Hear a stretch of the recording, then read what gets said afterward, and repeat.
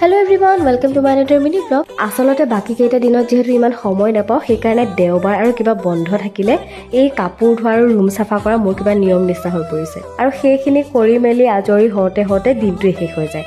আজিও তেনেকুৱাই হ'ল। গুড ফ্ৰাইডে বুলি বন্ধ আছিলে, পিছে আজিকালি এই এদিন দুদিন বন্ধ দিলে মোৰ খংহে উঠে, কাৰণ নাই ঘৰলৈ যাব পাৰোঁ, ৰুমটোতে সোমাই বোম কামোৰ খাওঁ। যিহেতু ওচৰত ৰিজৰ্ট আছে যদিও ট্ৰান্সপৰ্ট চিষ্টেম ইমান বেয়া, পাৰ্চনেল গাড়ী নহ'লে যাব নোৱাৰি। আৰু একেকেইটা বস্তুকেনো কিমান চাই থাকিম। সেইকাৰণে লগৰ কেইজনীকে মাতি পঠালো, বোলো আহচোন মোৰ ৰুমলৈকে অলপ আড্ডা মাৰো। বুম কামোৰ খাইছোঁ। সিহঁতিও আহিলে অলপ আড্ডা চাড্ডা মাৰি আমনি লগাত ডিপাৰ্টমেণ্টেল ষ্ট'ৰ এখন নতুনকৈ খুলিছে, তালৈকে ওলাই যাওঁ বুলি ভাবি। আচলতে বৰ বিশেষ কিনিব লগা নাছিলে যদিও নতুন দোকানখনত প্ৰথমবাৰ সোমাই খালী হাতে উভতি আহিলে লাজ পাম বুলি কিবা এটা কিনি আনিলোঁ। তাৰপিছত আহি গ'লো আমাৰ সন্মুখতে থকা গেষ্ট হাউচটোলৈ। তাতে অকণমান সময় বহি পেলাই চাহ, নুডলছ, ম'ম'জ, ললিপপ এইবোৰে কিবা কিবি খালোঁ।